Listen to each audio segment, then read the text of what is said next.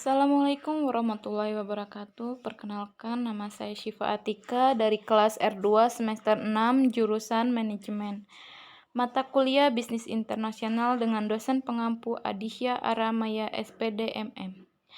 Baiklah, di sini saya akan mereview jurnal tentang implikasi pencegahan dumping sebagai unfair trade practice terhadap negara berkembang. Dalam era globalisasi yang semakin maju, perkembangan bisnis dan ekonomi internasional antara negara menjadi hal yang sangat penting, bebas dan terbuka.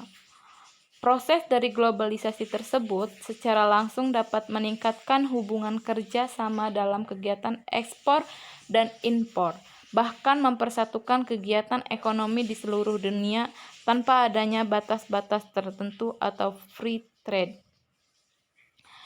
Baiklah, sebelum tahap selanjutnya, di sini saya akan membahas tentang dumping. Apa itu dumping?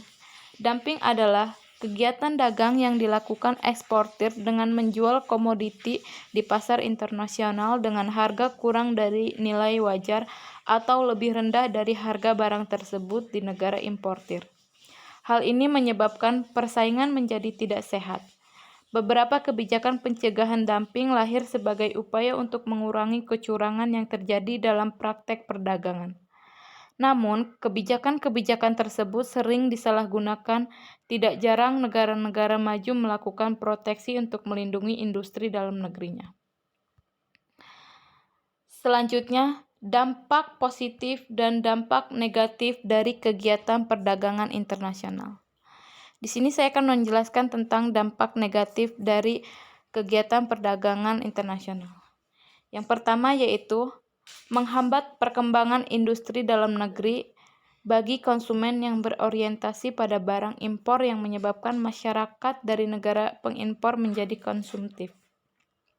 Yang kedua, menyebabkan ketergantungan kepada negara maju dan bagi negara berkembang. Hal tersebut menyebabkan kondisi pasar menjadi tidak seimbang yang akhirnya berorientasi pada pemenuhan kebutuhan barang impor yang lebih terjamin. Selanjutnya yaitu dampak positifnya. Yang pertama yaitu setiap negara dapat memperoleh barang yang tidak dapat diproduksi oleh negaranya sendiri. Yang kedua, memperluas pasar bagi produk dalam negeri apabila produk tersebut mengalami tingkat produksi yang berlimpah sehingga dapat dijual ke negara lain demi meningkatkan devisa negara. Yang terakhir yaitu menikmati hasil teknologi modern sebagai usaha melakukan investasi yang menguntungkan bagi negara berkembang. Baiklah, selanjutnya di sini saya akan menjelaskan tentang alasan negara yang melakukan dumping. Yang pertama, dalam usaha untuk pengembangan pasar, yaitu dengan memberikan intensif melalui pemberlakuan harga yang lebih rendah kepada pembeli. Yang kedua, adanya peluang untuk memungkinkan penentuan harga secara leluasa dalam pasar ekspor maupun domestik. Yang terakhir yaitu untuk mempersiapkan persaingan dan pertumbuhan ekonomi jangka panjang dengan memanfaatkan strategi penerapan harga. Selanjutnya, perspektif review menurut saya yaitu negara berkembang diberikan peluang oleh negara maju untuk ikut serta dalam kegiatan perdagangan dengan mengurangi hambatan-hambatan tertentu. Hal tersebut dilakukan dengan memberikan perlakuan yang khusus bagi negara berkembang untuk membuka pangsa pasar yang lebih terbuka, guna meningkatkan perekonomian dengan syarat pengecualian yang telah ditetapkan.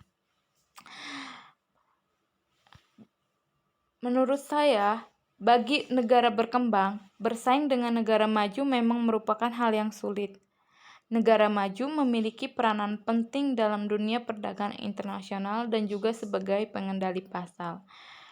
Dapat disimpulkan bahwa importir harus memahami dan mengetahui kapan negara eksportir dikatakan melakukan dumping dengan menerapkan kebijakan pencegahan agar memunculkan efek positif sebagai mitra dagang dan bukan dengan melayangkan tuduhan yang bersifat menjatuhkan. Pentingnya kesepakatan, informasi, serta negosiasi diupayakan agar meminimalisir kerugian yang tidak sesuai dengan semboyan perdagangan bebas yang berlaku bagi setiap negara. Baiklah, mungkin hanya ini yang dapat saya sampaikan. Kurang lebihnya mohon maaf. Wabillahi taufik walhidayah. Wassalamualaikum warahmatullahi wabarakatuh.